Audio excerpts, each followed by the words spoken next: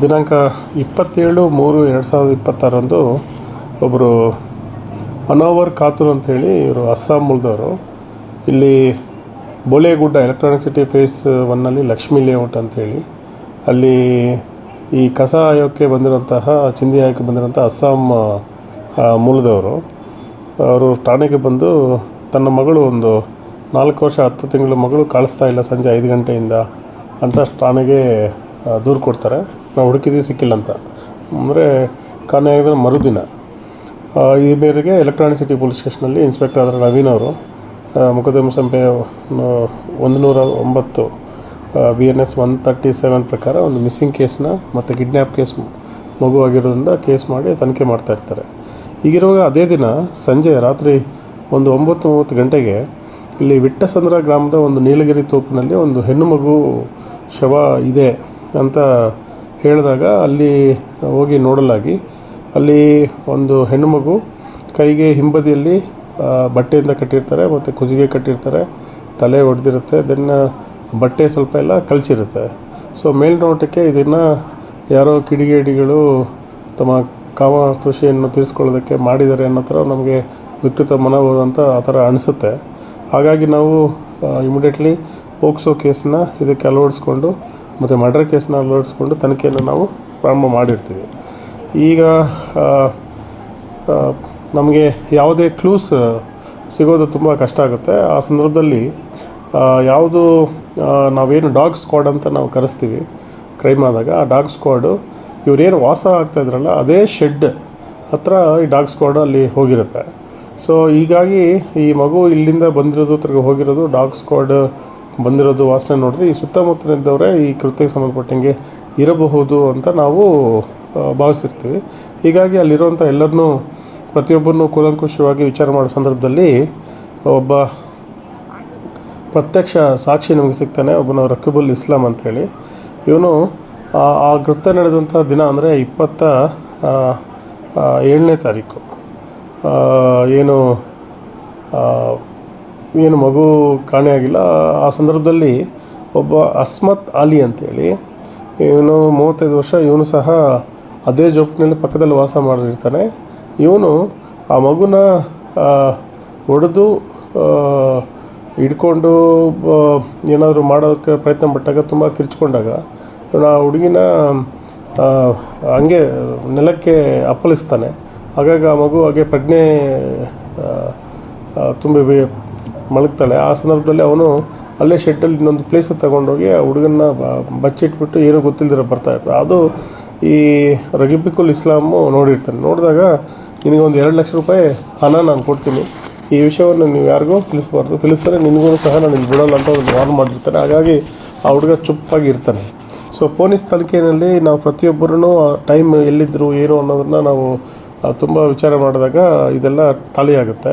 So ನಮಗೆ ಇರೋಂಥ police ಬಾತ್ಮಿ ಇದರ ಮೇಲೆ ಒಂದು ವಿಶೇಷವಾದಂಥ ಒಂದು ತಂಡವನ್ನು ನಾವು ರಚನೆ ಮಾಡಿದಾಗ ಅದರಲ್ಲಿ ನಮ್ಮ ACP ಸತೀಶ್ ಎಲೆಕ್ಟ್ರಾನಿಕ್ ಸಿಟಿ ಮತ್ತು ಇನ್ಸ್ಪೆಕ್ಟರ್ ನವೀನ್ ಅವರು, ದರ್ಶನ್ ಅಲಗೂರ್ ಅಂತ PSI ರವಿಚಂದ್ರ ಮಂಜುನಾಥ್, ಮತ್ತು ವಿಶೇಷವಾಗಿ ಶ್ರೀಶೈಲ ಇಟ್ಟಿಗೆ ಅಂಥೇಳಿ ಒಂದು ಕಾನ್ಸ್ಟೇಬಲ್ ಯಾಕಂದರೆ ಅವರು ಈ ಬಾಂಗ್ಲಾದೇಶಿಗಳು ಮತ್ತು ಬೇರೆ ಯಾರು ಅಸ್ಸಾಮಿಂದ ಬಂದವರು ತುಂಬ ಎಲ್ಲೆಲ್ಲಿ ಶೆಡ್ಗಳು ಹಾಕೊಂಡು ಅವರೆಲ್ಲ ಮಾಹಿತಿ ಇರುತ್ತೆ. ಹಾಗಾಗಿ ನಾವು ಮಾಡಿಕೊಂಡಾಗ ಈ ಕೃತ್ಯ ನಮಗೆ ಗೊತ್ತಾದ ಮೇಲೆ ಆರೋಪಿಗೋಸ್ಕರ ನಾವು ಬಲೆ ಬೀಸ್ತೀವಿ.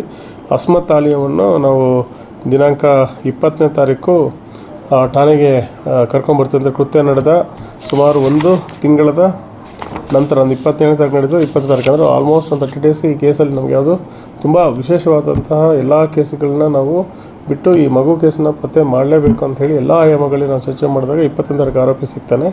ಅವನು ಈಗ ನಾವು ತೀವ್ರ ವಿಚಾರಣೆಗೊಳಿಸಿದಾಗ ಮತ್ತು ಏನು ಪ್ರತ್ಯಕ್ಷ ಸಾಕ್ಷಿ ಮತ್ತು ನಮಗಿರುತ್ತೋ ತಾಂತ್ರಿಕ ಸಾಕ್ಷಿಗಳನ್ನೆಲ್ಲ ವಿಚಾರ ಮಾಡಿಸಿದಾಗ ಅವನು ತಪ್ಪು ಒಪ್ಕೊತಾನೆ.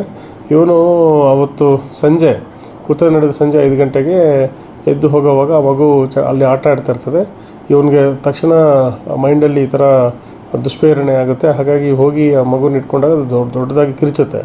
ಅದು ಆ ಕೋಪದಲ್ಲಿ ಅವನು ತಲೆಗೆ ಕೆಳಗಡೆ ಬೀಸಾಕಿದಾಗ ಅದು ತಲೆಗೆ ಗಾಯ ಕಲ್ಲಿಂದ ಗಾಯ ಆಗಿಬಿಟ್ಟು ಅದು ಪ್ರಜ್ಞೆ ತಪ್ಪುತ್ತೆ.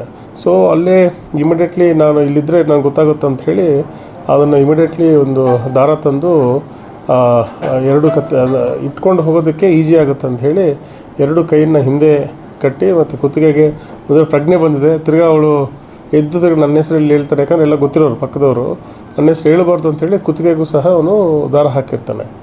ಅದು ನಮಗೆ ಇದು ಹೆಂಗೆ ನಮಗೆ ಗೊತ್ತಾಯಿತು ಅಂತ ಹೇಳಿದ್ರೆ, ನಾಯಿ ಬಂದಿರೋದೊಂದು, ಎರಡನೇದು ಆ ಕುತ್ತಿಗೆ ಮತ್ತು ದಾರ ಏನಿದೆ ಅದು ಅವ್ರು ಮಾತ್ರ ಹಾಕೋದಕ್ಕೆ ಸಾಧ್ಯ. ಯಾರು ಈ ಕಸ ಹಾಯ್ತಾ ಇದ್ದಾರೋ ಅವ್ರು ಮಾತ್ರ ಅದೆಲ್ಲ ಮಾಡೋಕ್ಕೆ ಸಾಧ್ಯ, ಬೇರೆಯವ್ರು ಯಾರೂ ಮಾಡೋದಿಲ್ಲ. ದೆನ್ ಅದಾದ ನಂತರ ನಾವು ಹುಡುಕಿದಾಗ ಸ್ವಲ್ಪ ಏರಿಯಾದಲ್ಲಿ ಈ ಏನು ಮಗುಗೆ ಏನು ಕಟ್ಟಿತ್ತು ದಾರ ಅದು ನಮಗೆ ಅಲ್ಲಿ ಸಿಗುತ್ತೆ. ಸೊ ನೆಕ್ಸ್ಟ್ ನಾವು ಆರೋಪಿನ ಅರೆಸ್ಟ್ ಮಾಡಿ ಪೊಲೀಸ್ ಕೊಠಡಿಯಲ್ಲಿ ತಗೊಂಡಾಗ ನಡೆದಂಥ ಎಲ್ಲ ಘಟನೆಗಳನ್ನು ತಿಳಿಸಿದ್ದಾರೆ. ಮತ್ತು ಮಗುವನ್ನ ಎಲ್ಲಿ ಬಚ್ಚಿಟ್ಟಿದ್ದ ಮತ್ತು ಯಾವುದ್ರಲ್ಲಿ ಕಟ್ಟಿದ್ದ ಇದನ್ನೆಲ್ಲನೂ ನಮಗೆ ಹೇಳ್ತಾನೆ. ಬಟ್ ಇದರಲ್ಲಿ ತುಂಬ ಏನಂತ ಹೇಳಿದ್ರೆ ವಿಚಿತ್ರವಾದಂಥ ವಿಷಯ, ಈ ಮಗುನ ಅಲ್ಲಿ ನೀಲಗಿರಿ ತೋಪಿಗೆ ತಗೊಂಬಂದು ಆ ಬಟ್ಟೆ ಹೆಚ್ಚೆಲ್ಲ ಬಿಚ್ಚಿ ಅದರಲ್ಲಿ ಬಾಡಿಗೆಲ್ಲ ಸ್ವಲ್ಪ ಬೇರೆ ಎಕ್ಸ್ಟರ್ನಲ್ ಆಯುಧದಿಂದ ಬಾಡಿಗೆ ಡ್ಯಾಮೇಜ್ ಮಾಡ್ತಾರೆ. ಅಂದರೆ ಮೇಲ್ನೋಟಕ್ಕೆ ಏನು ಕಳಿಸುತ್ತೆ ಅಂದರೆ ಇದನ್ನು ಯಾರೋ ಹೊರಗಿನವರು, ಅಂದರೆ ಆ ಮಗು ಆಟ ಆಡೋಕ್ಕೆ ಬಂದಾಗ ಹೊರಗಿನವ್ರು ಯಾರೋ ಕಳ್ಕೊಂಡು ಅವ್ರ ಮೇಲೆ ಏನಾದರೂ ರೇಪ್ ಅಟೆಂಪ್ಟ್ ಅದೆಲ್ಲ ಮಾಡಿ ಈ ಥರ ಮಗುಗೆ ಸಾಯಿಸಿದ್ದಾರೆ ಅನ್ನೋ ಥರ ಬರಲಿ ಅಂಥೇಳಿ ಇವನೇ ಮಾಡಿರ್ತಾನೆ, ಮೇಲೆಯವ್ರು ಹೋಗಲಿ ಅಂಥೇಳಿ. ಅದರಲ್ಲಿ ಯಾವುದೇ ನಮಗೆ ಆಧಾರಗಳು ಸಿಕ್ಕಿರಲ್ಲ. ಹಾಗಾಗಿ ಮೇಲ್ನೋಟಕ್ಕೆ ನಾವು ಇದೊಂದು ಪೋಕ್ಸೋ ಆಗಿರ್ಬೋದು ಅಂತ ಅಂದ್ಕೊಂಡ್ವಿ. ಬಟ್ ಪೋಸ್ಟ್ ಮಾರ್ಟಮ್ ರಿಪೋರ್ಟ್ಸಲ್ಲಿ ಇದು ಯಾವ ಥರ ಸೆಕ್ಸುವಲ್ ಅಸಾಲ್ಟ್ ಬಗ್ಗೆ ಯಾವುದು ಬಂದಿಲ್ಲ, ಮತ್ತು ಆರೋಪಿ ಹೇಳುವಂಥ ಒಂದು ಸ್ಟೇಟ್ಮೆಂಟಲ್ಲಿ ಸಹ ಇದು ಯಾವತ್ತೂ ಬಂದಿಲ್ಲ.